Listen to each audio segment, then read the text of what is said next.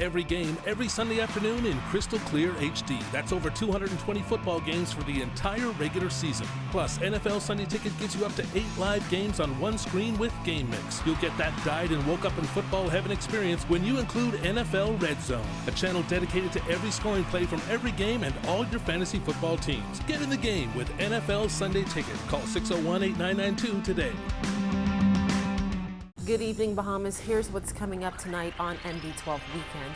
The Long Island MP laments closed shelters during Hurricane Joaquin. One little boy pledges his life savings to help residents of central and southern Bahamas.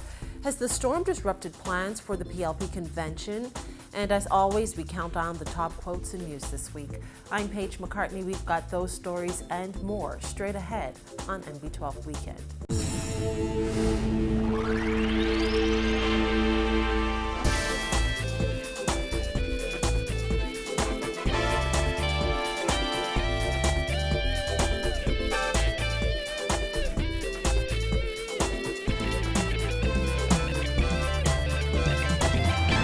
Welcome once again to NB12. Long Island MP Loretta Butler Turner putting Prime Minister Perry Christie on blast over his recent assertion that NEMA's handling of the response to Hurricane Joaquin is a teachable moment. The Prime Minister addressed concerns that certain islands did not receive advanced warning, and as a result, some shelters never opened. He said it was something everyone can learn from, but must not happen again. Well, Butler Turner says that's a cop-out. I've heard this term teachable moment just bandied around so much. I just find it incredible that, you need to have that many lessons before you learn. And so in moving forward, I think it's very, very important for us to stop talking about what we learned. We now have to start acting on what we know. And we know many things, but we just were inactive. I think it's really a cop-out for not acting. Those are my thoughts. I don't know how many lessons we need. We've been having hurricanes all our lives. How much more do we need to have teachable moments? We just need to do what is necessary. These are Bahamians. These are our brothers and sisters wherever they are. We can't be learning at their risk and their expense. We've got to be, as a government, we've got to be protecting them. While most cabinet ministers have commended the National Emergency Management Agency, Michael MP V. Alfred Gray has repeatedly said the Department of Meteorology and NEMA could have done a better job with their advisories and warnings. Many residents said they were caught off guard by the storm, and had they been adequately warned, they may have fared better during the Category 4 storm that pounded the southeastern islands with 140-mile-per-hour winds. In fact, the vast majority of shelters on the impacted islands did not open. Butler Turner says an audit should be conducted to determine why. I do know that one of our shelters was compromised, and people were then moved out of that and moved into safe accommodations on the island before the weather really got bad.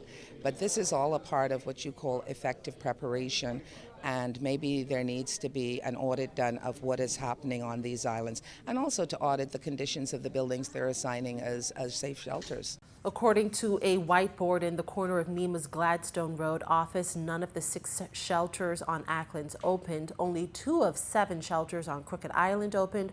1 of 10 shelters on Long Island opened, and 3 of 5 shelters on San Salvador opened.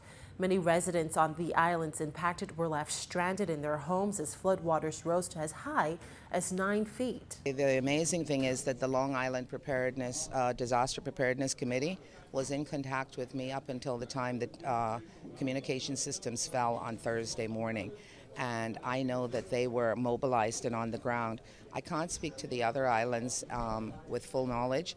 I do know that there might have been some shelters that were not open, but here again, this is a part of what we have to do with our protocols in moving forward, and they have to have very rapid response. The Deputy Prime Minister Philip Brave Davis and Education Minister Jerome Fitzgerald have defended government's response to the storm, saying officials did all they could do to help residents as the storm approached and after it passed.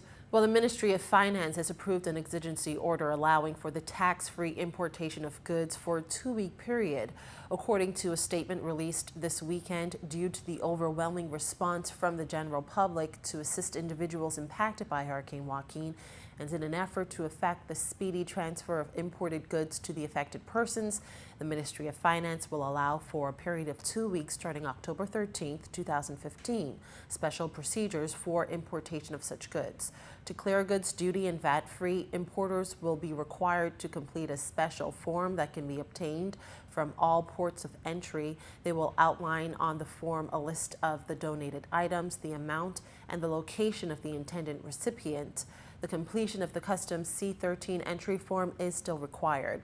The statement continued that where abuse or misuse on the imported goods is observed, the goods will be seized and disposed of in accordance with Section 268 of the Customs Management Act. The Department of Environmental Health has sprung into action to ensure vector control on those islands with massive flooding. Minister of Environment Ken Dorsett said a plan has been executed to ensure those areas remain sanitary. We have deployed teams into all of the islands. I was able to take a team down to Long Island, for example. Flew them in on Sunday. They were taken by helicopter down on the ground. They went with chemicals. We've had a pallet of chlorine tablets shipped to Long Island. On the island of Crooked Island, the fogging machine did not suffer extensive damage during the hurricane. The truck is still mobile, and they should begin fogging, if not today, in short order.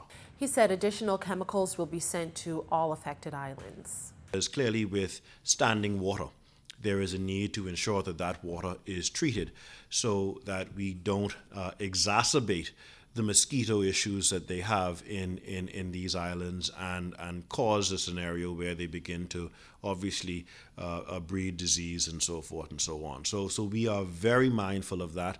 Well, hundreds of people, both here and abroad, have chipped in to help storm victims. And one little boy has joined those efforts, spending his savings to assist.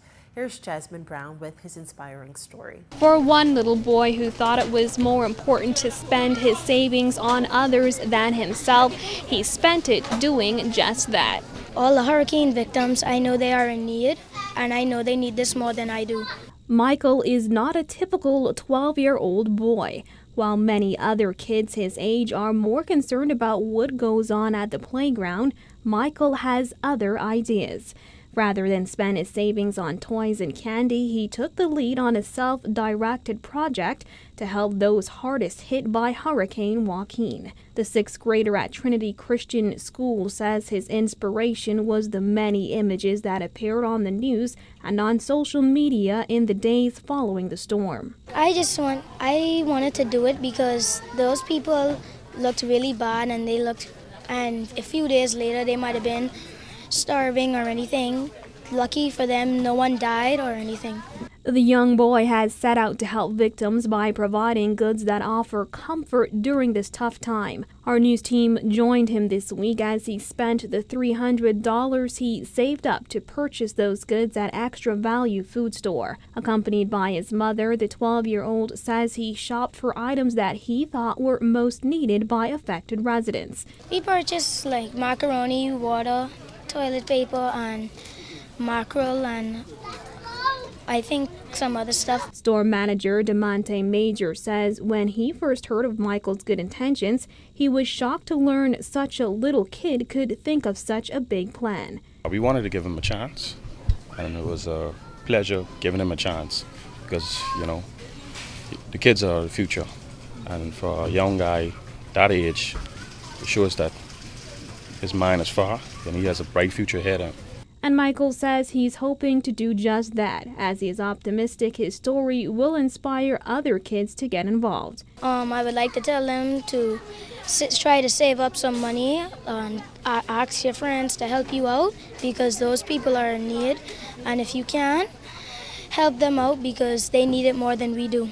Now, following Michael's shopping trip, Extra Value matched the $300 Michael spent shopping and donated it to hurricane relief efforts. Reporting for NB12, I'm Jasmine Brown. And Extra Value Food Store also doing its part to assist storm victims. Store manager DeMonte Major says days after the storm moved away from the Bahamas, managers and staff rallied together to send supplies to those in need. But last week we had sent a few pallets of water, cornflakes, and other perishable items on Saturday to Odyssey. And they donated food and other essentials. Major says it's important for corporate Bahamas to step in during times of great need. It could have been any one of us. That's number one, first and foremost. And number two is we as companies, such as Extra Value and whichever other big players in the market, is really in need to help.